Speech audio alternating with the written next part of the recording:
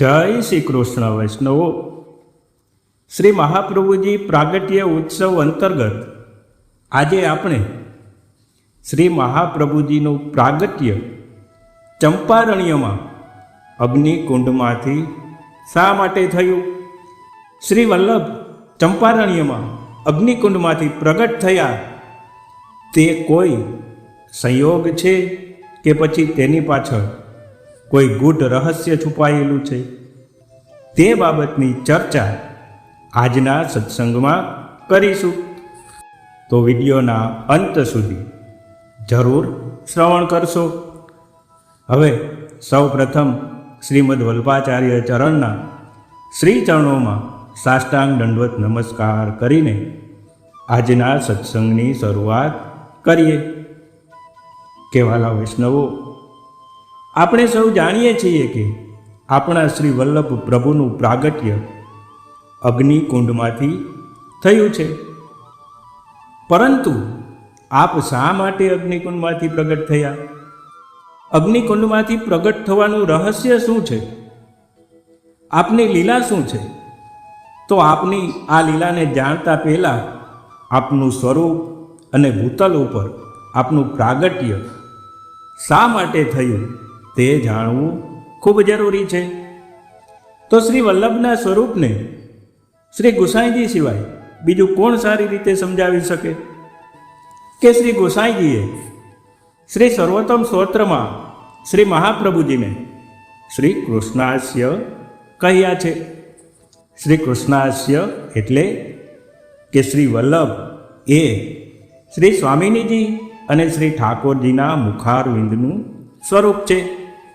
અને આ નામનું રહસ્ય આપે ગૂઢ રીતે સૌંદર્ય પદ્યમાં કર્યું છે.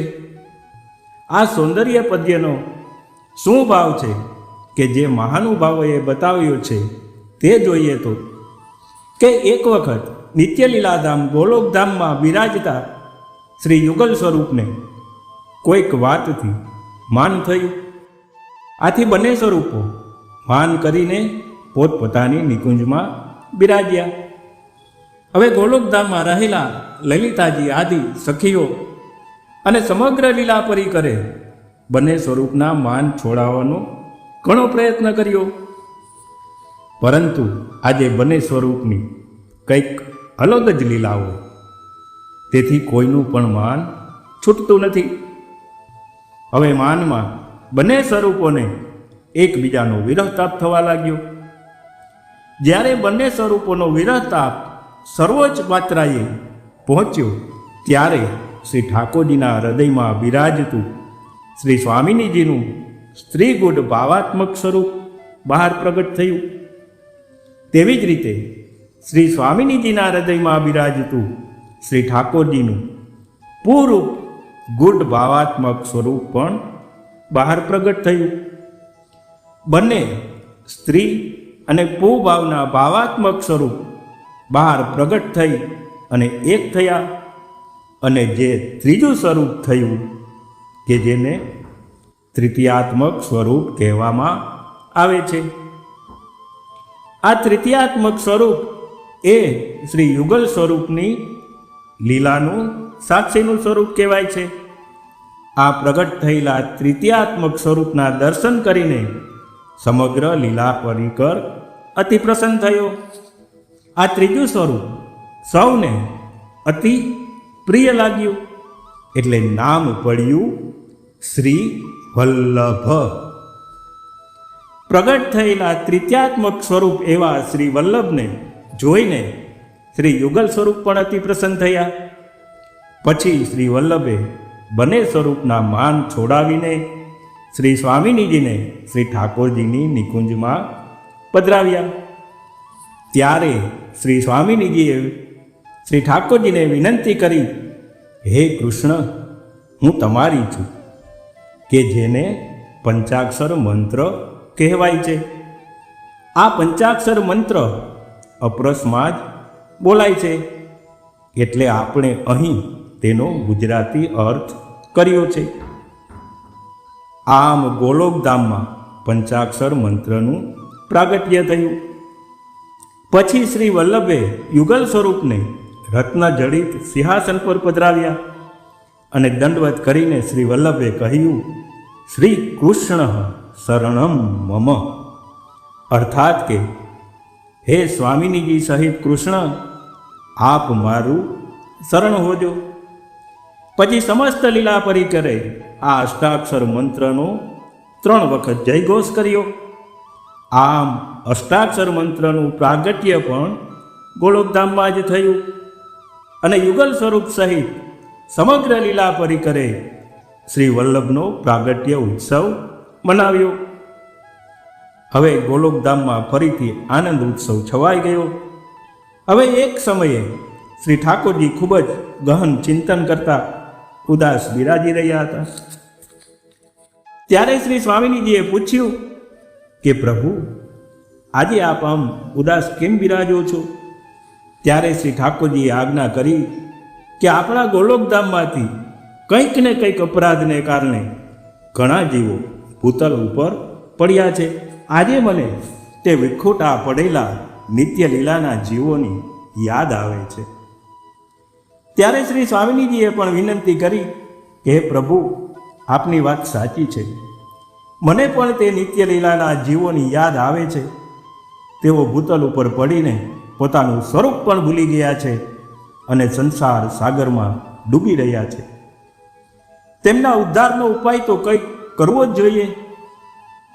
પછી શ્રી ઠાકોરજીએ ભૂતલ ઉપર રહેલા દેવી જીવોના ઉદ્ધારને માટે શ્રી વલ્લભને ભૂતલ ઉપર પ્રગટ થવાની આજ્ઞા કરી. કારણ કે પ્રભુની કૃપા વગર આ દેવી જીવોનો ઉદ્ધાર શક્ય જ નહોતો અને શ્રી વલ્લભ એ પ્રભુની કૃપા શક્તિનું સ્વરૂપ પણ કહેવાય છે. ત્યારે શ્રી વલ્લભે શ્રી ઠાકોરજીને વિનંતી કરી કે પ્રભુ, આપ પણ ભૂતલ ઉપર પ્રગટ થાવ અને સારસ્વત કલ્પની તે રસપૂર્ણ લીલા ફરીથી પ્રગટ કરો. આથી શ્રી ઠાકોરજી પણ વ્રજમાં શ્રી ગિરિરાજજીની કંદરામાંથી શ્રી ગોવર્ધન ધરણ સ્વરૂપે પ્રગટ થયા. અહીં ભૂતલ ઉપર પવિત્ર ભારત ભૂમિમાં દક્ષિણ ભારતમાં જ્યાં કૃષ્ણા નદી વહે છે તેના દક્ષિણ કિનારે વ્યોમ સ્તંભ નામનો પર્વત આવેલો છે. તેની તળેટીમાં કાકરવડ નામનું એક ગામ આવેલું છે. તે ગામમાં યજ્ઞનારાયણ ભટ્ટ નામના એક વિદ્વાન તૈલંગ બ્રાહ્મણ રહેતા હતા.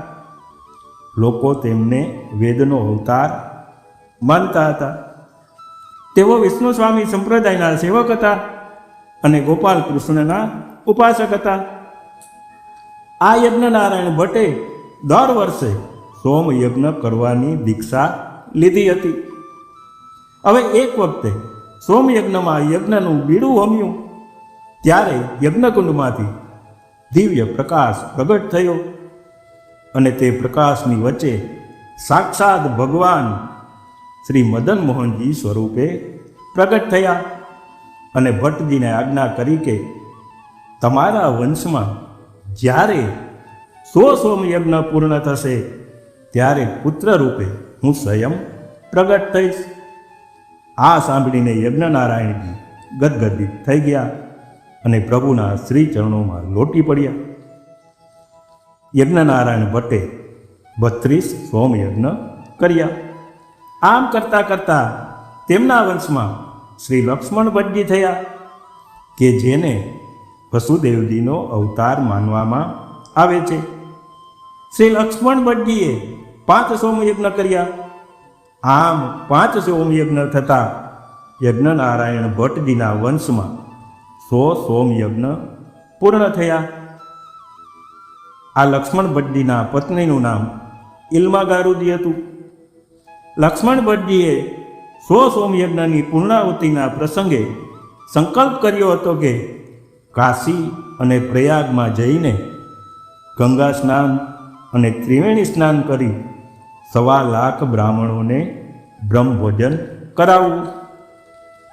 આથી તેઓ પોતાના પરિવારને સાથે લઈ પ્રયાગ જવા નીકળ્યા. રસ્તામાં એક સ્થળે ભટ્ટજીએ 3 દિવસ સુધી વેદનું પારાયણ કર્યું. પારાયણ પૂર્ણ થતાં તે રાત્રે તેમને સ્વપ્નમાં ફરી ભગવાનના દર્શન થયા અને આજ્ઞા કરી કે હું હવે બહુ જ જલ્દી તમારે ત્યાં પુત્ર રૂપે પ્રગટ થઈશ અને તે વખતે મને આ ઉપરનો ઓઢાડજો, આ તુલસીની કંઠી મારા કંઠમાં પહેરાવજો, આ પ્રસાદી તાંબુલ મને જન્મઘૂંટીમાં પાજો અને આ જપમાળા મારા માટે રાખજો. હવે ભટ્ટજી તો ઊંઘમાંથી સફાળા જાગી ગયા. ત્યારે તેમણે બાજુમાં આ ચારેય અલૌકિક વસ્તુઓ જોઈ. પછી તેમના પત્નીને જગાડ્યા અને સ્વપ્નની સઘળી વાત કરી અને આ વસ્તુઓ તેમને સોંપી દીધી. બંને ખૂબ જ આનંદિત થયા. પછી તેઓ પ્રયાગ થઈને કાશી આવ્યા. ત્યાં 1.25 લાખ બ્રાહ્મણોના ભોજનનો સંકલ્પ પૂર્ણ થયો. લક્ષ્મણ ભટ્ટજીએ થોડોક સમય કાશીમાં નિવાસ કરવાનું નક્કી કર્યું. હવે એક દિવસે વહેલી સવારે કાશીમાં ખૂબ જ ભાગદોડ મચી ગઈ, કારણ કે વિધર્મીઓની ફોજ કાશી ઉપર ચડાઈ કરવા આવી રહી હતી. આ સમાચાર સાંભળીને સૌ પોતપોતાના વતન તરફ ભાગવા લાગ્યા. શ્રી લક્ષ્મણ ભટ્ટજી પણ પોતાના પરિવાર સાથે પોતાના વતન કાકરવાડ તરફ રવાના થયા. પોતાના પત્ની ઇલ્માદારુજી ગર્ભવતી હતા. તેમને 7 મહિનાનો ગર્ભ હતો. હવે શું કરવું? આવી પરિસ્થિતિમાં ચાલવું મુશ્કેલ હતું અને કાશીમાં રહેવું પણ યોગ્ય નહોતું. હવે લક્ષ્મણ ભટ્ટજી ઇલ્માદારુજી સાથે ચાલતા ચાલતા મધ્યપ્રદેશના ગાઢ જંગલમાં ચંપારણ્ય નામના સ્થાનમાં પહોંચ્યા. ત્યારે રાત થવામાં હતી. સાથે રહેલા અન્ય લોકો પણ આગળ નીકળી ગયા હતા. આવા સમયે ઇલ્માદારુજીને પ્રસવ વેદના થઈ. તેઓ પરિવારથી થોડે દૂર નદીના કિનારે એક સમી વૃક્ષના નીચે જઈને બેઠા. ત્યાં જ તેમને ગર્ભસ્રાવ થયો. 7મા મહિને એટલે કે અધૂરા માસે પ્રસવ થયો. ગર્ભ નિશ્ચેતન જણાયો. આથી મૃત બાળક જન્મ્યું છે એમ માની લીધું. ઘણું દુઃખ થયું, પરંતુ ભગવદ ઈચ્છા માનીને પોતે પહેરેલ સાડીમાંથી એક ટુકડો ફાડ્યો અને બાળકને તેમાં લપેટી સમી વૃક્ષના થડમાં એક બખોળમાં પાંદડા પાથરીને ત્યાં મૂકી દીધું. પછી ભટ્ટજી પાસે આવીને દુઃખી મને સર્વ સમાચાર કહ્યા. ભટ્ટજીએ તેમને આશ્વાસન આપ્યું. હવે ઇલ્માજી ખૂબ જ અશક્ત થયા હતા, પરંતુ આ ગાઢ જંગલમાં રાત રોકાવું જોખમ ભરેલું હતું. તેથી સૌ ધીમે ધીમે ભગવાન ભરોસે આગળ ચાલ્યા. હવે રસ્તામાં ચોડાનગર નામનું એક ગામ આવ્યું. આ ચોડાનગરના દિવાન કૃષ્ણદાસ પ્રયાગમાં લક્ષ્મણ ભટ્ટજીના સેવક થયા હતા અને લક્ષ્મણ ભટ્ટજીએ તેમને પુત્ર થશે એવા આશીર્વાદ આપ્યા હતા કે વૈષ્ણવો, તે પુત્ર આગળ જતા કાશીના નગર શેઠ પુરુષોત્તમદાસ તરીકે પ્રસિદ્ધ થયા. હવે શોધતા શોધતા ભટ્ટજી પરિવાર સાથે દિવાન કૃષ્ણદાસના ઘરે આવ્યા. આમ અચાનક પોતાના ગુરુને પધારેલા જોઈને કૃષ્ણદાસજી રાજી થયા અને સૌ સમાચાર જાણીને વિશ્રામની વ્યવસ્થા કરી. હવે સૌ થાક્યા પાક્યા તો હતા જ, તેથી સૌને ઊંઘ આવી ગઈ અને રાત પણ ઘણી થઈ ચૂકી હતી. હવે ભગવાને ફરી લક્ષ્મણ ભટ્ટજીને સ્વપ્નમાં દર્શન આપ્યા અને આજ્ઞા કરી કે હું તમારે ત્યાં પ્રગટ થયો છું. મને આમ જંગલમાં છોડીને કેમ આવી ગયા? મને મૂકીને આગળ ન જશો, પાછા ફરો. ભટ્ટજીએ તરત જ પોતાના પત્નીને જગાડ્યા અને આ સમાચાર કહ્યા. સૌ રાજી થયા. થાક ઉતરી ગયો અને ઉત્સવ વધ્યો. અરે કેમ ન વધે? પ્રભુ પધારે પછી કંઈ બાકી રહે ખરું? હવે વહેલી સવાર થવાનો સમય હતો. સૌ સ્નાન કરીને કૃષ્ણદાસ તથા તેમનો નાનો પુત્ર વગેરેની સાથે લક્ષ્મણ ભટ્ટજી અને ઇલ્માગારુજી તે વનમાં આવી પહોંચ્યા કે જે સ્થળે મુકામ કર્યો હતો ત્યાં આવ્યા અને સૌને એક આશ્ચર્ય થયું. તે સમયે વૃક્ષની છાયામાં 40 હાથ લાંબો અને પહોળો અગ્નિકુંડ થયો છે અને તેની મધ્યમાં નવજાત અદ્ભુત દિવ્ય બાલક સાડીમાંથી ફાડેલા વસ્ત્રના ટુકડા ઉપર કિલકલાટ હસતું હાથ પગ ઉછાળતું ખેલી રહ્યું છે. ઇલ્માગારુજીએ ભટજીને કહ્યું કે આ જ મારો પુત્ર છે. જુઓ, તેને જોઈને મારી છાતીમાંથી દૂધ વહેવા લાગ્યું છે. ત્યારે લક્ષ્મણ ભટજીએ કહ્યું કે તમારો પુત્ર હશે તો અગ્નિ જરૂર માર્ગ આપશે, માટે જાઓ. ઇલ્માગારુજી બાળકને તેડવા દોડ્યા અને અગ્નિએ માર્ગ આપી દીધો. બાળકને તેડીને છાતીએ લગાડ્યો અને પછી ભટ્ટજીને સોંપ્યો. ત્યારે લક્ષ્મણ ભટ્ટજીએ બાળકના જાત કર્મ સંસ્કાર કર્યા. સ્વપ્ન દ્વારા મળેલા પ્રસાદી ઉપરણામાં બાળકને લપેટ્યું, ગળામાં તુલસીની કંઠી પહેરાવી અને જન્મગુટીમાં પ્રસાદી તાંબુલ આપ્યું. વિક્રમ સંવત 1535ના ચૈત્રવદ 11નો દિવસ હતો અને મધ્યાહનનો સમય હતો. સારસ્વત કલ્પમાં ભગવાન શ્રી કૃષ્ણના પ્રાગટ્ય સમયે જેવા મંગલ ચિહ્નો હતા તેવા મંગલ ચિહ્નો ત્યાં પ્રગટ થવા લાગ્યા. ત્યાં સારસ્વત કલ્પની નંદ મહોત્સવની લીલા પ્રગટ થઈ. નંદ, યશોદા, ગોપી, ગ્વાલો સૌ પ્રગટ થયા અને શ્રી વલ્લભના પ્રાગટ્યનો મહોત્સવ મનાવ્યો. આકાશ દેવ વિમાનોથી છવાઈ ગયું અને દેવતાઓએ પુષ્પવૃષ્ટિ કરી બાલ શ્રી વલ્લભને વધાવ્યા. આમ ચંપારણ્યમાં શ્રી વલ્લભનું પ્રાગટ્ય થયું. વૈષ્ણવો, હવે આપનું પ્રાગટ્ય અગ્નિકુંડમાંથી શા માટે થયું તેનો વિચાર કરીએ તો કે આપણે આગળ જોયું કે શ્રી મહાપ્રભુજી એ શ્રી ભગવાનના મુખારવિંદનું સ્વરૂપ છે. વેદમાં ભગવાનના મુખારવિંદને અલૌકિક અગ્નિ કહેવાયું છે અને શ્રી મહાપ્રભુજીનું એક નામ વૈશ્વાનલ છે. વૈશ્વાનલ એટલે અલૌકિક અગ્નિ. આપ સ્વયં અલૌકિક અગ્નિ સ્વરૂપ હોવાથી આપનું પ્રાગટ્ય પણ અગ્નિકુંડમાંથી થયું છે. સ્વયં શ્રી મહાપ્રભુજીએ શ્રી સુબોધનિધિ તથા તત્વાર્થદીપ નિબંધ વગેરેના મંગલાચરણમાં પોતાને વૈશ્વાનલ કહ્યા છે. આથી સિદ્ધ થાય છે કે આપ અગ્નિ સ્વરૂપ છે. આમ આપ અગ્નિ સ્વરૂપ હોવાથી અગ્નિકુંડમાંથી પ્રગટ થયા છે. તો વાલા વૈષ્ણવો, આજનો સત્સંગ શ્રીમદ વલ્ભાચાર્ય ચરણના શ્રી ચરણોમાં સમર્પિત કરીએ છીએ. નવા વિષય સાથે ફરી મળીશું. ત્યાં સુધી સર્વને જય શ્રી કૃષ્ણ.